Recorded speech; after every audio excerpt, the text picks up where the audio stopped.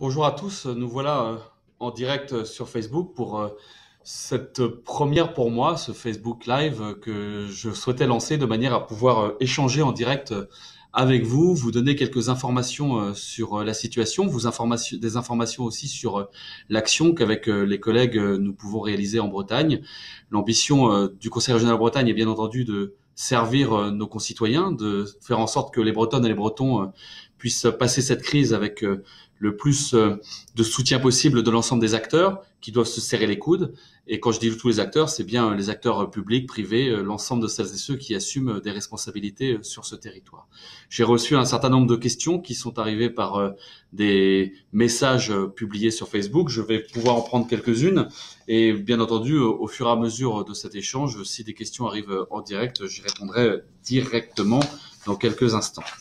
La première question qui est arrivé hier, c'est la question de Chris Caoudal, qui m'interrogeait sur le fait que la Bretagne avait manifestement pour le moment moins de cas de Covid, moins de situations difficiles qu'ailleurs, et qui demandait si c'était pas le moment pour faire jouer la carte régionale, pour peut-être changer la politique de confinement au niveau local, au niveau régional. J'ai envie de répondre à Chris Caoudal que dans la période, il faut au contraire faire attention, maintenir nos règles de confinement en Bretagne. C'est peut-être cela qui nous permet d'être un peu en avance ou un peu en retrait plutôt par rapport à d'autres territoires qui vivent des drames ô combien plus compliqués que nous, et qu'il est important de suivre les conseils des scientifiques, suivre les conseils des médecins de manière à éviter de nous retrouver dans une situation qui pourrait être catastrophique. Nous avons la chance de passer pour le moment sous la vague. Nous avons la chance de pouvoir donner un coup de main à d'autres territoires, à d'autres régions, en accueillant des malades de Grand Est ou des malades d'Île-de-France. C'est une fierté. Et bien entendu, tous ensemble, nous saluons et nous remercions les médecins qui sont au chevet des patients et sur le pied de guerre pour suivre l'ensemble de cette période et être à nos côtés dans l'ensemble de cette période. Deuxième question reçue par Isabelle Amogé. Isabelle Amogé qui demandait comment les engagements de la Brescop étaient pris en compte dans les mesures de soutien aux entreprises et s'il n'y avait pas un risque de différer ces engagements au nom d'une reprise à tout prix et sans conditions sociales ou environnementales. C'est une très bonne question. C'est une très bonne question car nous sommes effectivement dans une période où nous allons, après la crise, devoir penser à la suite, penser au redémarrage. Et je vais vous livrer ma position. C'est clairement que nous devons faire dans cette période mettre en place l'ensemble des mesures, l'ensemble des actions qui nous permettront de continuer les transitions écologiques qui sont indispensables pour pouvoir vivre tout simplement sur cette planète dans le qui viennent, et puis faire en sorte aussi que nous ayons la capacité d'assumer les transformations tout en intégrant les enjeux sociaux, tout en intégrant les enjeux de justice sociale qui sont indispensables pour les mois, les années qui viennent pour notre société. Cette crise n'efface pas les enjeux climatiques, cette crise n'efface pas les enjeux environnementaux, cette crise n'efface pas aussi les grandes différences qui peuvent exister, les injustices sociales qui peuvent exister. Et donc, il est indispensable, encore une fois, d'assumer ces transformations et de l'intégrer dans l'après-crise lorsque nous aurons à assumer les reconstructions et à assumer le redémarrage de notre économie. C'est une catastrophe que nous vivons. La catastrophe sociale qui va suivre risque effectivement de mettre la pression pour demander à ce qu'on fasse sauter quelques verrous, quelques leviers environnementaux ou climatiques, voire peut-être pourquoi pas quelques normes sociales. Ce sera un combat, ce sera un échange, ce sera un positionnement que les hommes, les femmes politiques devront avoir, que les citoyens devront exprimer au travers de leur vote, au regard de la ligne politique qui est la mienne, au regard de mon engagement, bien entendu, que je pense que nous devons continuer et accélérer dans les transitions en cours. Question de Marie-Ange Gézégou qui m'interpelle et qui m'interpelle d'ailleurs régulièrement, je crois, sur les réseaux sociaux, qui me pose la question de savoir ce qui se cache derrière la fermeture de l'usine Honeywell de Plaintel. L'usine Honeywell de Plaintel a effectivement fermé en 2018. C'était une entreprise qui fabriquait des masques type chirurgicaux, des masques type FFP2 dont on parle tant aujourd'hui, et une entreprise qui malheureusement a fermé suite à un rachat par un actionnaire américain et une volonté de réorganiser la production pour la transférer dans des pays dits à bas coût. Nous sommes là exactement dans la situation qui était évoquée par la question précédente. nous sommes dans une situation où nous avons du mal à anticiper les urgences, nous avons du mal à anticiper l'avenir. Et quand cette décision s'est prise, il n'y a pas eu de capacité à réagir, de capacité à agir à quelque niveau que ce soit. Et nous sommes aujourd'hui dans une situation où nous échangeons avec les différents acteurs du territoire. J'échange avec Alain Cadec, le président du département des Côtes-d'Armor. J'échange avec différents acteurs, anciens salariés de l'entreprise ou citoyens du territoire qui veulent avancer sur une réflexion concernant cette usine ou le redémarrage de cette usine. Bien entendu que la région, le département des Côtes-d'Armor assumeront ensemble leurs responsabilités si l'occasion se présente, mais il faut là aussi être sérieux, être bien organisé de manière à ce que nous soyons certains de pouvoir assurer de la visibilité à l'ensemble des acteurs. Et donc, il convient d'échanger avec l'Union européenne, avec la France, au regard des annonces des uns et des autres sur notre autonomie dans les masques et leur capacité à s'engager dans des achats de masques dans les mois, dans les années qui viennent, pour faire en sorte de ne pas transformer une peut-être belle aventure en situation peut-être compliquée. Nous le verrons dans quelques semaines, dans quelques mois. Mais en tout cas, avec l'ensemble des collègues élus, nous sommes aux côtés de celles et ceux qui réfléchissent à cette hypothèse de reprise, à cette hypothèse de redémarrage, si tant est qu'on trouve les machines, si tant est qu'on trouve l'ensemble des acteurs, mais là je sais que les Bretonnes et les Bretons auront envie de le faire, et si tant est qu'on trouve encore une fois de la visibilité au regard des engagements que doivent prendre les uns et les autres. Question de NatClick qui demande s'il y a des aides de prévues concernant les professions libérales. Le fonds de solidarité est ouvert à l'ensemble des acteurs. Ce fonds de solidarité, il est cofinancé par l'État à hauteur de 75% et par la région Bretagne à hauteur de 25%. Pour le Conseil régional de Bretagne, c'est plus de 10 millions d'euros pour le mois de mars qui sont mobilisés de manière à accompagner les entreprises individuelles, les entreprises de moins de 10 salariés pour faire en sorte que ces entreprises puissent toucher 1 500 euros pour pouvoir donner à l'entrepreneur, à celui qui est le patron de cette entreprise, une somme pour pouvoir tout simplement finir le mois si le chiffre d'affaires s'est vu dégradé de manière importante dans les quelques semaines qui viennent de passer. C'est un sujet important. Je sais qu'il y a beaucoup de débats, beaucoup de questions sur ce sujet du fonds de solidarité. Il faut aller se connecter sur le site impôt.gouv.fr pour avoir l'ensemble des informations. Encore une fois, toutes les entreprises individuelles, toutes les entreprises de moins de 10 salariés sont bénéficiaires de ce fonds sous condition, une condition de chiffre d'affaires d'abord et une condition de résultat net réalisé sur la dernière année pleine et enfin une condition de niveau de baisse de chiffre d'affaires au cours des dernières semaines. C'est un des éléments importants qui est pris en compte dans le versement de ce fonds qui doit s'opérer courant de semaine prochaine. Enfin, une question de René-Claude Migaud. René-Claude Migaud qui m'indique que, bien entendu, il y a une période difficile pour beaucoup de monde, mais que les artistes peintres, les sculpteurs, celles et ceux qui participent encore une fois à la vitalité artistique de la Bretagne sont dans des situations aussi très difficiles parce que les expositions sont bien entendu fermées, aussi très difficiles parce que la situation est compliquée pour l'ensemble de celles et ceux qui participent à la création culturelle. Et sur ce point-là, je veux vous dire qu'effectivement, il y a des enjeux importants pour celles et ceux qui vivent de la culture. Il y a un sujet pour les associations, il y a un sujet pour les bénévoles, il y a un sujet pour l'ensemble des grands festivals, des grandes manifestations culturelles qui existent en Bretagne. Et puis, il y a un sujet pour celles et ceux qui travaillent dans ce domaine, qui vivent dans ce domaine, les intermittents du spectacle et les artistes qui peuvent se retrouver en situation difficile.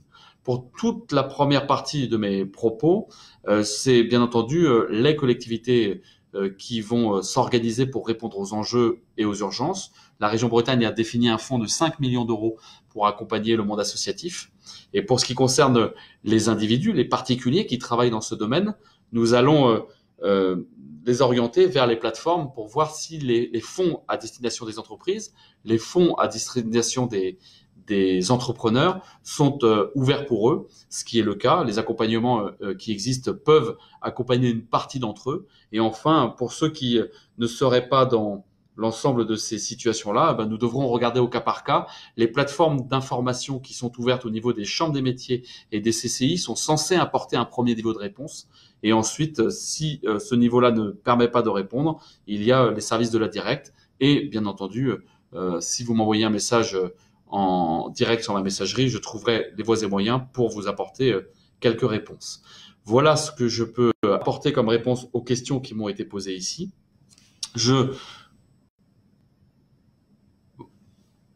vois d'autres questions qui arrivent dans les commentaires et donc je vais me permettre de rouvrir les commentaires qui sont ici ouverts. Il y a une question qui s'ouvre dans les commentaires sur la saison touristique et la crise dans le secteur touristique. Effectivement, le secteur du tourisme est un secteur qui est très impacté par le Covid, très impacté par la crise sanitaire que nous vivons et je crains très impacté durablement au regard de la sortie de confinement qui ne va pas se faire en quelques jours ou en quelques semaines.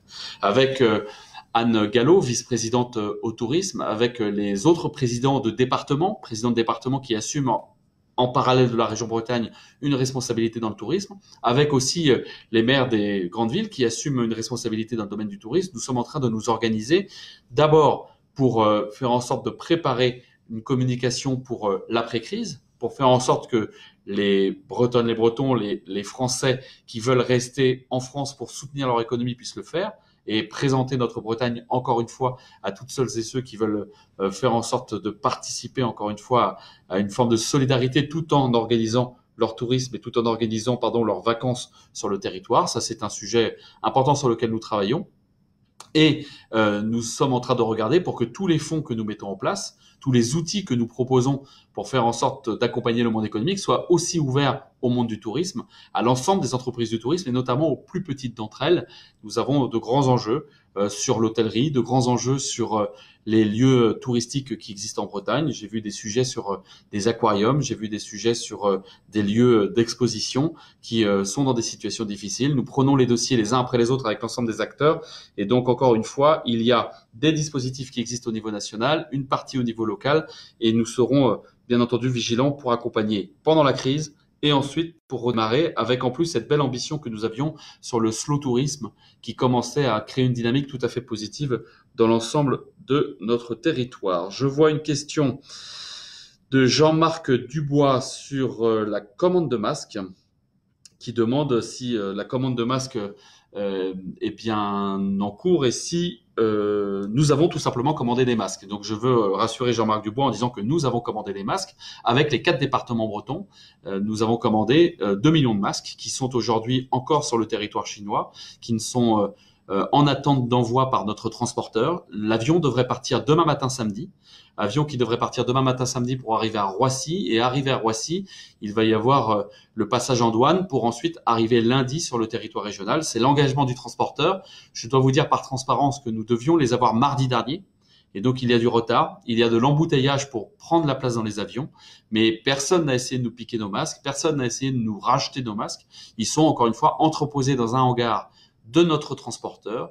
Il n'y a pas d'inquiétude à avoir par rapport à cela et ils seront distribués en lien avec les 4 départements, en lien avec l'ARS, en priorité dans les EHPAD, en priorité dans les services d'aide à domicile pour nos anciens, pour nos aînés, et puis ils seront distribués aussi dans les services des départements qui s'occupent notamment de la protection de l'enfance ou des centres qui s'occupent de protection de personnes en situation de handicap. Et enfin, en lien avec l'ARS, notamment les FFP2 seront fournis au CHU qui en ont le besoin, en plus des masques qui arrivent de l'État. Excusez-moi, parce qu'en même temps, je reçois des messages en parallèle de ma vidéo, ce qui me trouble un petit peu.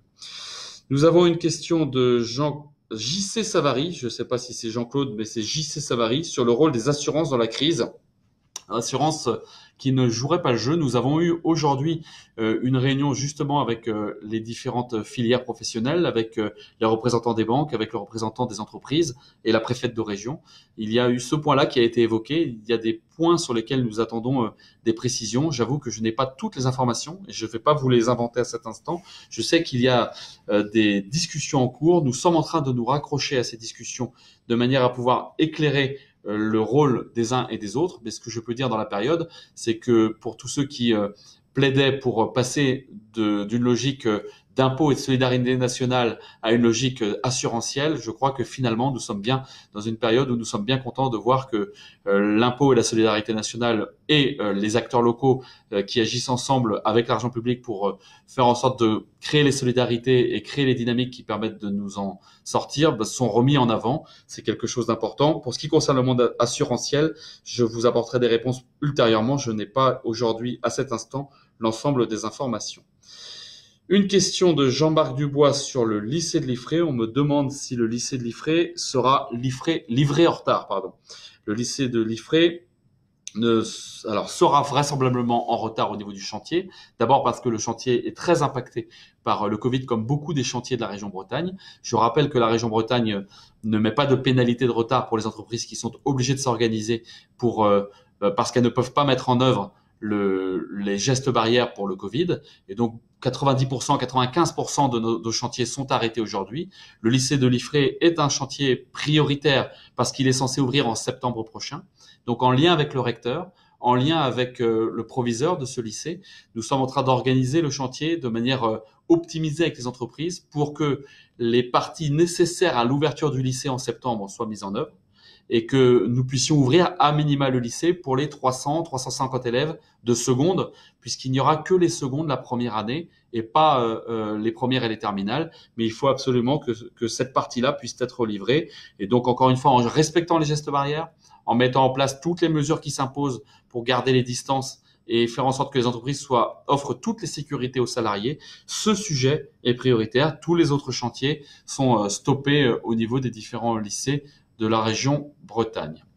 J'ai une question d'Olivier Evano qui m'arrive là. Pour l'heure, l'urgence est à la résolution la plus rapide possible de la crise sanitaire et à la sortie du confinement. Il n'y a pas de contradiction entre des impératifs sanitaires et économiques. Au contraire, le seul moyen d'y parvenir tient à un engagement massif de l'État pour faire face, j'imagine, à une crise économique inédite. Question, quelles sont les filières d'activité économique de la région Bretagne que la région Bretagne envisage de soutenir en priorité? La région Bretagne, elle n'a pas défini de liste d'entreprises prioritaires. La région Bretagne, comme l'État, j'imagine, bien entendu, demande à ce que les services essentiels fonctionnent. Faire en sorte que vous ayez de l'eau, faire en sorte que vous ayez de l'électricité, faire en sorte que les poubelles puissent tourner, faire en sorte que nos services publics, notamment ceux qui s'occupent des personnes âgées, puissent fonctionner. D'ailleurs, quand je dis service public, c'est service au public. Il y a aussi des entreprises privées ou des services mutualistes ou coopératifs qui travaillent dans ce domaine. Et puis, je pense aussi à la garde des enfants dans la petite enfance, notamment pour les enfants de soignants. Je n'oublie pas non plus, un des enjeux qui est considérable pour nous tous, c'est de nous nourrir. Et pour que nous puissions nous nourrir, il faut que la chaîne d'alimentation fonctionne. Chaîne d'alimentation qui doit fonctionner au niveau de l'agriculture et de la pêche. Sujet important, et je pense notamment à la pêche aujourd'hui, parce que quand vous partez en mer, vous voulez quelques assurances de ne pas partir avec des collègues qui pourraient être infectés par le Covid et qui pourraient vous mettre dans une situation délicate quand vous vous retrouvez en mer. L'ensemble de la chaîne de transformation pour que les produits agroalimentaires soient transformés. Et puis enfin, tout ce qui est livraison et magasin. Et c'est la raison pour laquelle j'ai témoigné la semaine dernière dans un courrier de ma solidarité et de mon courage à toutes les hommes, les femmes qui travaillent dans les supermarchés, dans des conditions pas forcément faciles, dans le commerce aussi, le commerce de proximité, pour être en capacité de fournir, de livrer les produits alimentaires et agroalimentaires attendus par nos concitoyens. Cela me semble globalement les enjeux de priorité. Pour le reste, il est clair que la priorité, c'est le télétravail et que ensuite, la priorité, c'est la sécurité de nos concitoyens.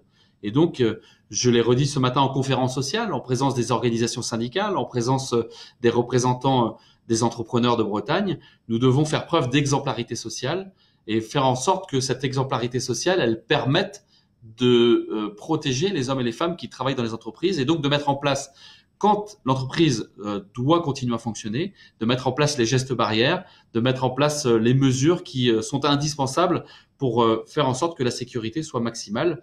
Et puis je pense aussi au stress qui existe pour toutes celles et ceux qui travaillent en ce moment. C'est quelque chose de forcément important à prendre en compte, je ne l'oublie pas. Et je n'oublie pas non plus l'angoisse de celles et ceux qui se demandent comment ensuite les choses vont reprendre au niveau de leur travail, notamment pour les plus précaires d'entre nous. J'ai une question de Ako Amarache, que je connais par ailleurs, puisque je l'ai croisé il y a quelques années. Et alors, attendez, il y a une fenêtre qui cache la question d'Ako. Voilà.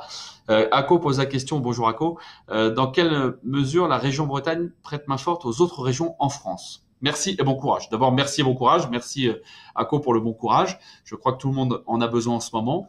Tout le monde doit être au quotidien motivé pour aider les autres. Moi, ce qui me motive, c'est encore une fois une forme d'exemplarité sociale que j'essaie de m'appliquer, d'énergie que j'essaie de donner pour la Bretagne, pour les Bretonnes et les Bretons. Et à ma place, modestement, j'essaie de prendre ma part pour aider tout ce que je peux aider avec les pouvoirs qui sont les miens en tant que président de région et avec les réseaux que nous avons entre élus, entre entrepreneurs, entre hommes et femmes qui font la vitalité de la Bretagne. Pour ce qui concerne les autres régions, nous avons un point d'échange téléphonique toutes les semaines avec les autres présidents de région et nous avons une boucle WhatsApp qui nous permet au niveau des présidents de région d'échanger et de partager les différentes difficultés que nous pouvons rencontrer. Et quelque part, le premier soutien que nous avons pu organiser ensemble, c'est le rapatriement de personnes malades qui se trouvaient d'abord dans le Grand Est. Jean Rotner m'avait passé un coup de fil il y a une dizaine de jours. J'avais transféré la demande de soutien au directeur de l'ARS qui, avec les autorités de santé, avec l'État, a organisé le transfert par avion de malades qui sont arrivés à Brest et à Quimper la semaine dernière. Et puis, il y a quelques jours, nous avons reçu des patients d'Île-de-France. Valérie Pécresse, d'ailleurs, a témoigné de son remerciement à la Bretagne pour avoir accueilli ces malades, une trentaine de malades qui sont au CHU en Bretagne, qui sont dans les hôpitaux de Bretagne et qui permettent de soulager les médecins, les soignants qui sont en région parisienne submergés par cette vague Covid. Je rappelle qu'en Bretagne, nous avons la chance pour le moment d'être en dessous de cette vague, de vivre un moment qui est compliqué, qui est difficile pour nos concitoyens, mais qui, au niveau de la crise sanitaire, n'est pas aussi élevé que ce qui est vécu ailleurs pour le moment. Et c'est la raison pour laquelle il est important de rester confiné. C'est la raison pour laquelle il est important de rester tous protégés dans nos familles autant que nécessaire. Et encore une fois, avec l'ensemble des gestes barrières lorsque il est indispensable de travailler ou de sortir. Je veux dire à Ako aussi que nous avons une autre forme de solidarité, c'est les coups de main qu'on se donne entre régions. Coups de main qu'on se donne entre régions pour trouver des solutions à des problèmes, pour acheter des masques. Quand nous avons acheté des masques, par exemple, la commande de la région Bretagne a été faite en lien avec la région Centre et la région Grand Est, en lien aussi avec les autres régions, mais c'est une commande groupée avec deux autres régions que nous avons réalisées pour unir nos forces. Nous avons échangé les adresses des fournisseurs de masques lorsque nous avons commencé à nous mobiliser sur ce sujet. Et puis dernièrement, nous avons vu des plateformes de mise en contact entre les producteurs et les consommateurs, entre les agriculteurs, les marins-pêcheurs, les ostréiculteurs, les artisans qui transforment les produits agroalimentaires et qui peuvent livrer sur leur territoire. Ces plateformes fonctionnent très bien, notamment en région Aquitaine ou en région Occitanie. Et donc, j'ai eu Alain Rousset, mon collègue de la région Aquitaine, pour lui demander de me donner un coup de main sur le sujet, et il l'a accepté bien volontiers en me mettant à disposition la plateforme de Nouvelle-Aquitaine qui me permet de mettre en relation, encore une fois, les producteurs et les consommateurs. Nous allons ouvrir cette plateforme semaine prochaine en Bretagne. À partir de lundi, les producteurs bretons pourront s'inscrire sur la plateforme lorsqu'ils sont en capacité de livrer, qu'ils soient producteurs de légumes, de viande, de lait, qu'ils soient marailleurs, qu'ils soient poissonniers, qu'ils soient transformateurs de premier niveau. Je pense à de nombreux commerces qui livrent. Ils seront en capacité de s'inscrire sur la plateforme qui va s'appeler producteurs-locaux.bzh. Et cette plateforme, au bout de quelques jours, sera ouverte aux concitoyens. En Nouvelle-Aquitaine, en 10 jours, ils ont 1500 producteurs qui se sont inscrits sur cette plateforme et ils ont en parallèle plus de 50 000 ou 55 000 acteurs qui se sont citoyens qui se sont inscrits pour regarder ce qui existe autour de chez eux. Et cette plateforme, elle fonctionnera avec un fonctionnement tout simple. On tape son code postal, on dit où on habite et on récupère l'ensemble des producteurs qui existent autour de chez soi. C'est une forme de solidarité, c'est une forme d'accompagnement dans la crise des producteurs et quelque part d'accompagnement des consommateurs qui sont en recherche. Ce n'est pas un outil à la place des... J'ai fait une bêtise, ami.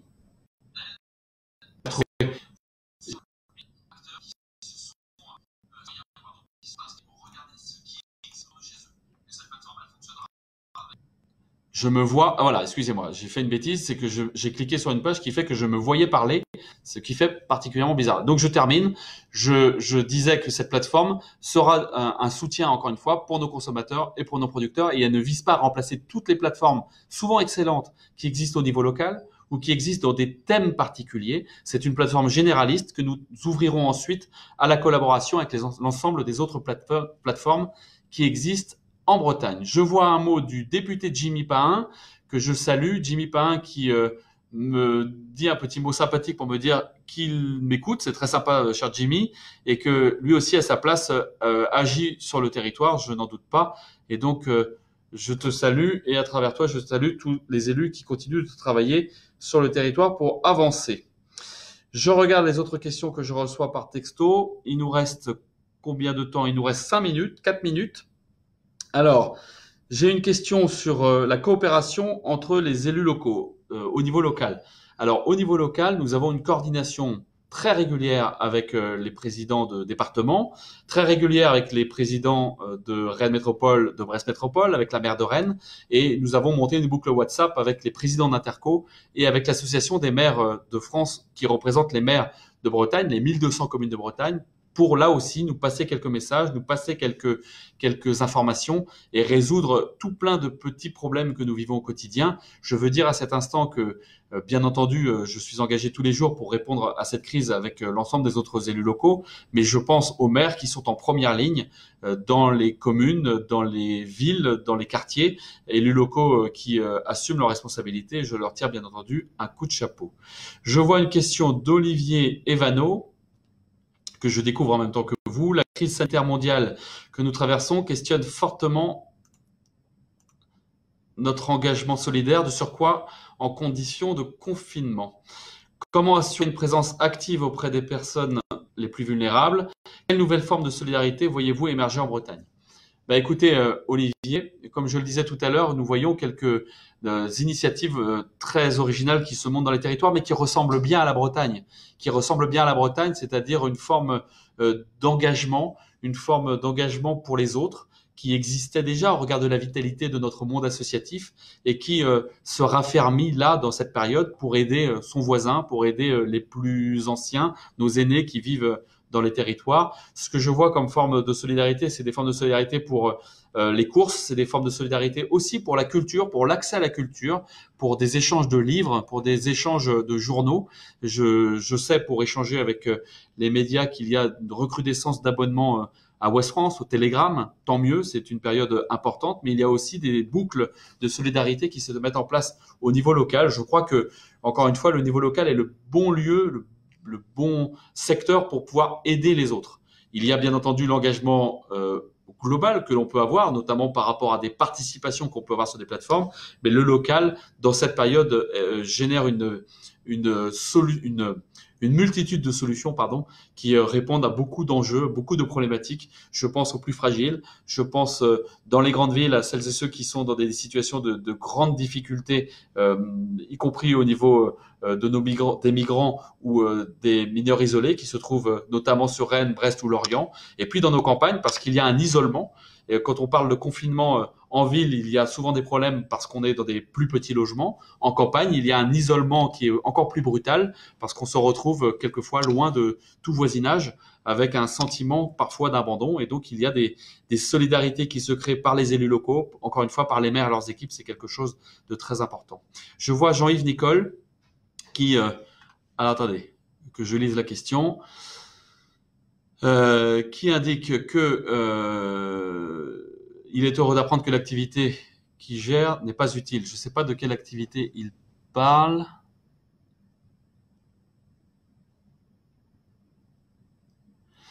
Non, je crois qu'il y a une incompréhension entre Jean-Yves Nicole et moi. Ce que j'ai voulu dire tout à l'heure, c'est qu'il y a des services qui sont indispensables et bien entendu que toutes les entreprises, toutes les activités, et notamment celles qui sont arrêtées, vivent des drames considérables. Je ne dis absolument pas que votre activité n'est pas utile. Tout est utile puisque par essence, si vous êtes entrepreneur, si vous avez une activité commerciale, économique, c'est que vous rencontrez une demande de vos clients et que vous êtes utile à la société parce que vous avez autour de vous des collaborateurs qui travaillent. Je sais que c'est difficile. Vous m'écrivez qu'il y a pour vous et vos collaborateurs une fermeture qui vous a été imposée, c'est que vous devez être dans une situation malheureusement dans laquelle les gestes barrières n'ont pas pu être mis en place. Je le regrette. J'espère qu'entre le chômage partiel et l'accompagnement qui est mis en place d'une part par l'État et d'autre part par la région, nous avons pu vous apporter une part de solution, mais je ne doute pas que c'est un drame que vous vivez et que vous vivez forcément des moments très difficiles. Je ne peux qu'être solidaire avec l'ensemble des entrepreneurs, des commerçants, des artisans, l'ensemble des salariés qui, encore une fois, vivent des moments compliqués et pour certains d'entre eux, des possibles drames économiques. J'en ai parfaitement conscience et je peux vous dire qu'avec mes équipes et avec l'ensemble de celles et ceux qui travaillent d'arrache-pied dans les territoires sur ces sujets, nous cherchons à regarder toutes les solutions à cette situation inédite que nous essayons de gérer au mieux. Une question de Christian Minguenet qui indique que la crise sanitaire sans précédent va permettre à nos politiques de changer de modèle sociétal et notamment de relocaliser certaines productions. Ben oui, je l'espère bien, cher Christian. J'espère bien qu'il va falloir reposer des questions, mais des questions que nous posions déjà, des questions que j'ai déjà posées sur la place du marché dans notre organisation sociale, sur la responsabilité que nous avons tous individuellement, mais qui est assez limitée par rapport à nos achats, mais aussi la responsabilité qu'a la France, l'Union européenne, dans cette souveraineté, cette autonomie qui est indispensable dans beaucoup de secteurs. Je parle souvent de la responsabilité de la région Bretagne, de sa mission dans l'autonomie alimentaire. Je pense que c'est quelque chose d'important. Nous avons aussi un engagement très fort dans la cybersécurité, qui est là aussi indispensable à notre souveraineté alimentaire, à notre souveraineté, nationale et européenne. Et il y a aussi un enjeu considérable, c'est la santé. Nous le voyons bien, le sujet des masques, le sujet des médicaments. Je ne peux qu'espérer qu'après cette crise, des remises en question profondes seront mises en œuvre, que l'Union européenne sortira peut-être d'une forme de naïveté et puis d'un libéralisme qui est mis par moments au-delà de certaines valeurs. Et nous avons besoin effectivement de nous armer ensemble, de définir les secteurs dans lesquels nous avons besoin de garder la maîtrise, de garder les entreprises dans notre territoire et d'en assumer les coûts. Je parlais tout à l'heure de l'usine de masques à Plaintel. C'est pas le tout de mettre en place une usine de masques. Lorsque la crise va se terminer, il va bien falloir qu'à un moment donné, il y ait des clients en face et donc qu'à un moment donné, soit l'État, soit l'Union européenne assume sa part, prenne sa part dans un temps long. Sinon, nous n'aurons pas la capacité de maintenir ces activités. Et c'est un peu la même chose dans beaucoup d'autres secteurs dans lesquels, encore une fois, l'enjeu, l'échelle est, à mon sens, l'Europe, pour faire en sorte que cette Europe qui est en train d'organiser des solidarités et sur laquelle je compte beaucoup puisse intégrer encore une fois une stratégie d'autonomie, une stratégie de souveraineté européenne pour protéger les travailleurs, pour protéger les salariés, pour protéger les hommes et les femmes, les concitoyens de l'Union européenne. Ça doit être notre force. C'est ce qui doit faire en sorte qu'encore une fois, après la crise, on soit capable de reconstruire. Et il doit y avoir un débat politique. J'y prendrai ma part, j'y prends ma part. J'ai déjà exprimé à plusieurs reprises l'ambition qui était la mienne sur le maintien d'un tissu industriel en Bretagne. Nous nous sommes battus pour garder des emplois, pour garder des entreprises dans les années passées, avec des réussites fortes. Je pense à ce que nous avons fait avec PSA, je pense à ce que nous avons fait avec Dossi, je pense aussi à ce que nous avons fait avec la filière volaille, même si ça génère beaucoup de débats, mais renationaliser la production de volaille plutôt que de la sous-traiter à l'autre bout du monde est un vrai sujet. Nous aurons à traiter ce sujet sur beaucoup d'autres productions et à en assumer le prix, parce qu'on ne peut pas demander de produire en Europe au coût des pays à bas coût et avec des normes sociales plus faibles ou avec des normes environnementales qui seraient à abandonner pour se mettre au standard de d'autres pays qui aujourd'hui nous fournissent. C'est un enjeu considérable, nous aurons à travailler ensemble là-dessus. J'ai enfin une question d'une certaine Manu Alou.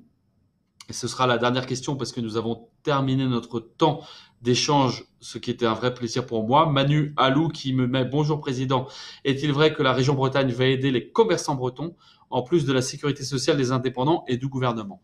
Je redis que les commerçants bretons sont bénéficiaires au fonds de solidarité. Le fonds de solidarité, c'est ce qui permet, au-delà du chômage partiel, lorsque vous avez un salarié, de pouvoir faire verser 1 500 € à votre entreprise pour pouvoir faire en sorte que votre entreprise vous verse un salaire ou vous verse des revenus pour que vous puissiez finir le mois.